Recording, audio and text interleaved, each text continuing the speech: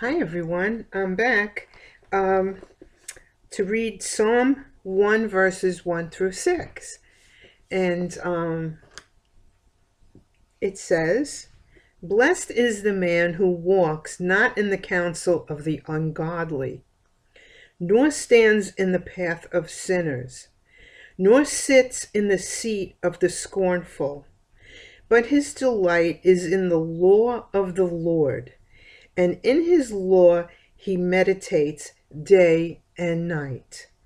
He shall be like a tree planted by the rivers of water, that brings forth its fruit in its season, whose leaf also shall not wither, and whatever he does shall prosper.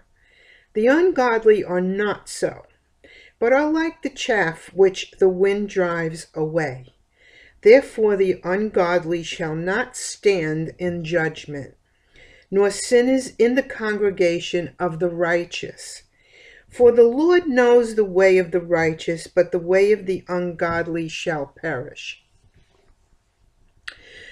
Psalm 1 has been used throughout time to point the way to a blessed life and to warn of impending dangers of divine judgment to the wayward. Now, what does that really mean? Okay, it means that when you start to slip away from the path that you're on, that you all know what it feels like to be on the path that God is taking you, and you also know what it feels like to veer off that path.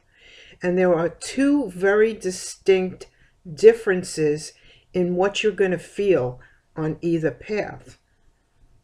And it says here, the psalm stands as a faithful doorkeeper, confronting those who would be in the congregation of the righteous. Wisdom literature will unfold the 7 characteristics of James 3:17. But the wisdom that is from above is first pure, then it is peaceable, then it is gentle, and then it is willing to yield, full of mercy and good fruits, without partiality and without hypocrisy. That's a mouthful. How many people can say that they have been walking on that path? Okay. So this devotional actually read it from James 3:17. If you enjoy this Psalm 1 passage, you should take the time to read the closest parable from the prophet Jeremiah 17 verses 5 and 8. God wants to bless his people and direct them into a life of faithfulness and fruitfulness. Then we can not only be recipients but channels of God's blessings. God blesses us in order to make us a blessing to others. So if you're blessed by God, you can't be cursed. If you're blessed, you cannot be accursed. I mean, I've had other Christians say I was accursed because I didn't believe exactly the way they believed. And I think that they blasphemed me by saying that I should be accursed, because I know I'm blessed. I know I'm a child of the God of the Most High. How can anybody say, how can anybody curse you?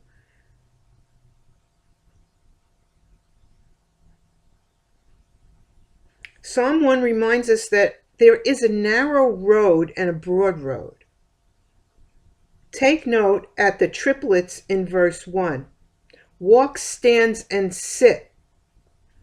Counsel, path, seat, and then ungodly, sinners, scornful.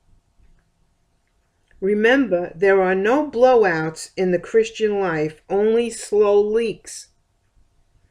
Taking heed of these truths will lead you into right principles, right practices, and right partnerships. Follow these truths and be blessed. It's kind of like the law of gravity, okay? Now, The law of gravity is the truth. You can't dispute the law of gravity, okay? That's like God's law. And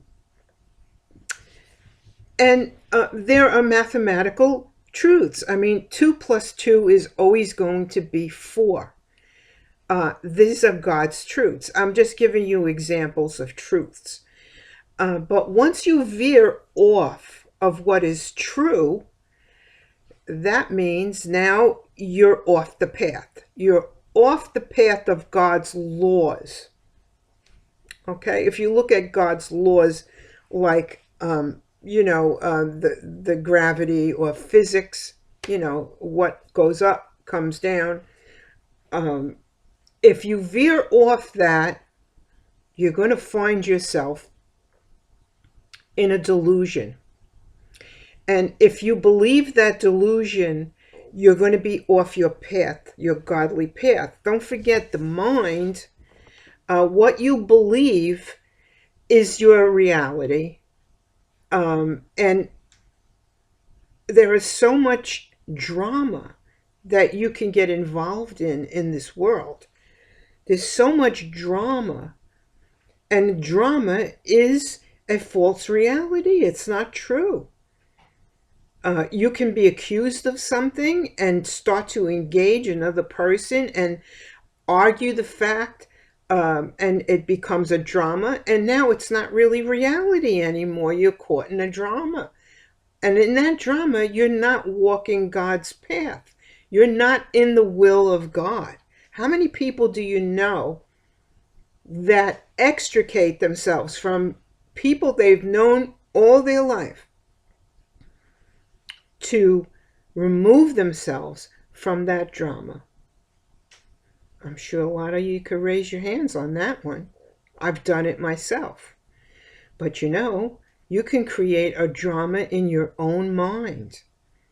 And that drama could take on a life of its own and pull you into a false reality. How many times did you feel something in your body and your mind ran away with it, and now it's like dominoes, okay? One thought after another leads you into almost a panic attack. And you can feel the drama rising in your mind and in your body, because your mind now is going down a wrong path, and your body is reciprocating. Okay, your body is feeding the drama that your mind is fueling. And now you run in and have to take a pill and go lay down, or go to the ER, or you're going to hyperventilate. That, and how many times have you come down from that and you were perfectly fine? See, that's a drama. That is going off the path of God. People can pull you off God's path. Your own mind can pull you off God's path. And when that's what this psalm is about. Okay, following the laws that are truth, to keep yourself centered and on solid ground. This is why we read and meditate on the Psalms, to recenter ourselves, because there are many, many different things that can pull you off that path. So that's all I wanted to say for today. I hope I brought some light into your life by reading the Psalm, by explaining to you what the Psalm means to me, and how the Psalms can be used to recenter yourself when you've gone off the path of the truth, the way, and the life. God bless you, everyone. Have a beautiful day in the Lord.